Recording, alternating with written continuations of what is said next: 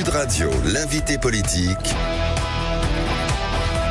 Benjamin Glaise. Il est 8h30, Sud Radio, parlons vrai avec mon invité politique ce matin, Julien Audoul, député RN de Lyon, porte-parole du Rassemblement National. Julien Audoul, bonjour. Bonjour.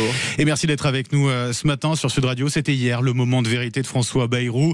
Près de 44 milliards d'euros d'économies finalement prévues pour le prochain budget. Avant de rentrer dans le détail de ces annonces, Julien Audoul, comment vous les qualifiez, ces annonces, de courageuses, de scandaleuses ?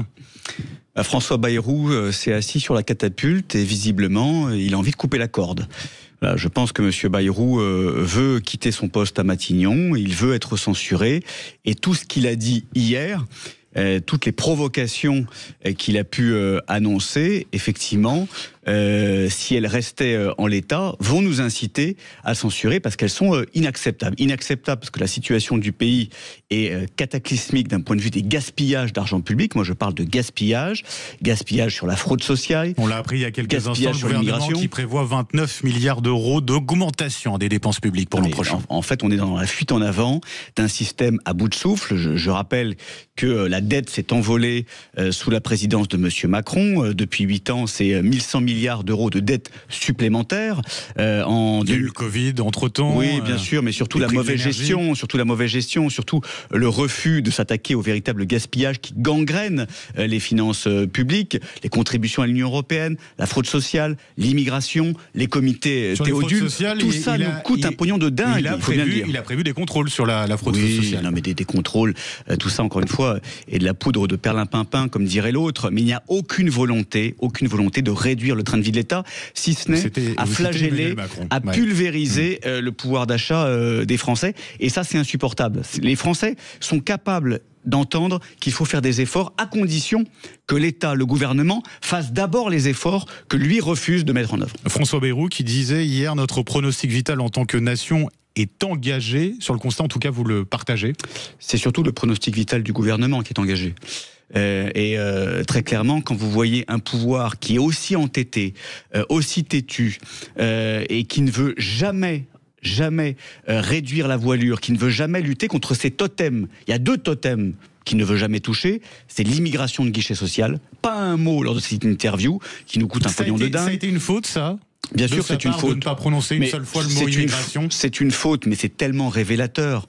Qu'est-ce que ça veut dire ? Mais ça veut dire qu'ils ne veulent pas remettre en cause l'immigration de peuplement, l'immigration massive qui nous coûte énormément d'argent, que ce soit sur les frais pour les clandestins, les soins médicaux pour les clandestins avec l'aide médicale d'État, que ce soit pour les prestations sociales pour les faux mineurs isolés, que ce soit pour la préférence étrangère au logement, à la formation, à l'emploi, etc. Tout cela nous coûte énormément d'argent.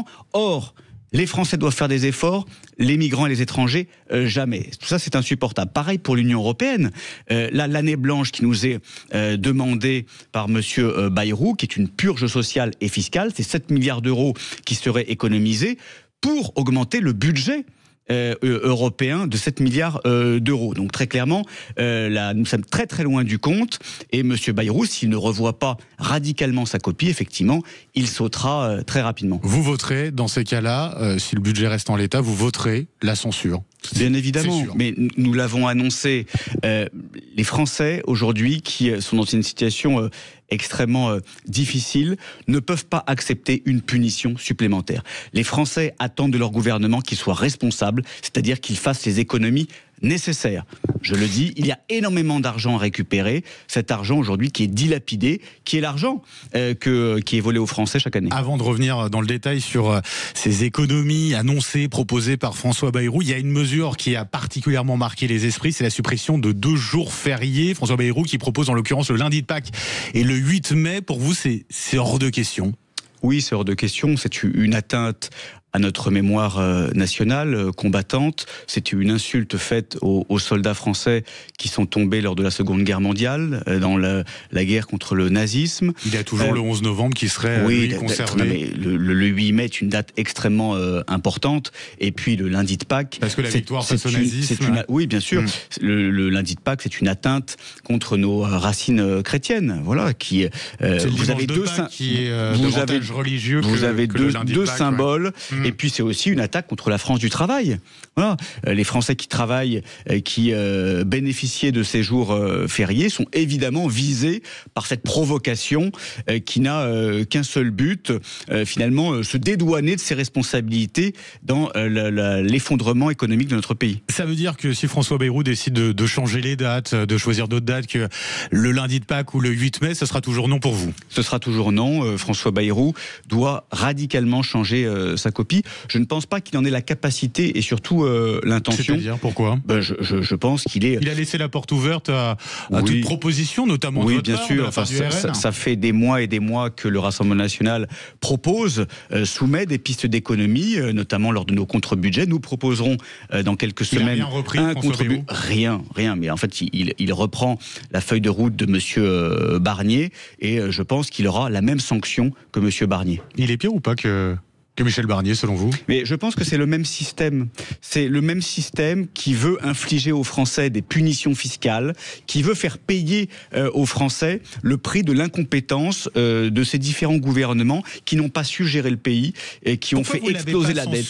Pourquoi vous ne l'avez pas censuré auparavant? Il y a eu 8 possibilités pour le RN, au moins, je crois, de censurer le gouvernement Bayrou, de le faire tomber. Pourquoi vous ne l'avez pas fait jusqu'à présent? Parce que nous sommes des gens sérieux et responsables et que nous n'avons pas la censure cosmétique.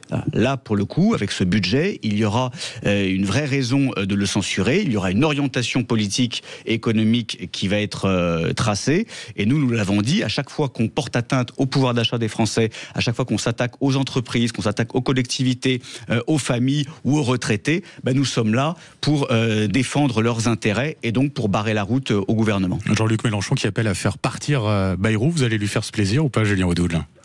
Je rappelle à Monsieur Mélenchon que c'est lui qui a finalement mis au pouvoir ce système. C'est lui qui a voté deux fois et qui a fait voter pour M. Macron en 2017 et 2022. C'est lui qui a fait désister ses candidats aux législatives de 2024, provoquant l'instabilité politique que nous connaissons. M. Mélenchon est responsable, j'allais dire co-responsable de cette situation. Donc il aurait, j'allais dire, la pudeur et la décence de se taire au moins.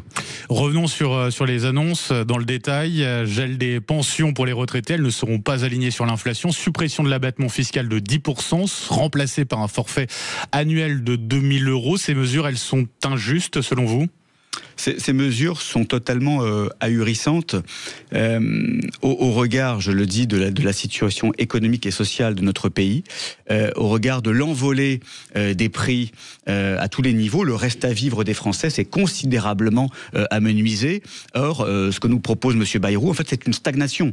C'est une année blanche, c'est-à-dire gel des prestations, gel des barèmes, gel des pensions de retraite. C'est moins de pouvoir d'achat pour les Français. C'est moins de pouvoir d'achat pour les Français. Tout le monde va trinquer. Mais ceux qui doivent trinquer aujourd'hui, ce sont ceux qui profitent, c'est-à-dire les fraudeurs. Mais les fraudeurs, par exemple, vous avez 50 milliards d'euros au bas mot qui sont dilapidés, volés chaque année aux Français en fausses prestations sociales, en fausses. Vous l'avez entendu. Oui, non, mais il en parle, mais il ne met rien en œuvre.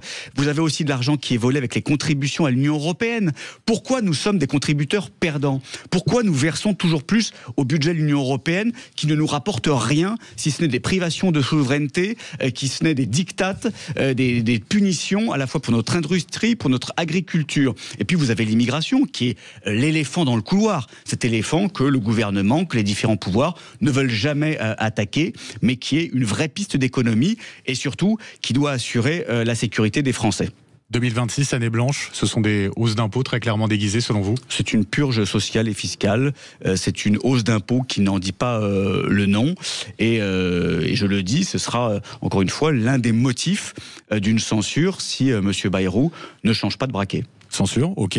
Négociation avant, jusqu'à l'automne, jusqu'à la présentation du projet de loi de finances. Est-ce que le RN va rencontrer François Bayrou?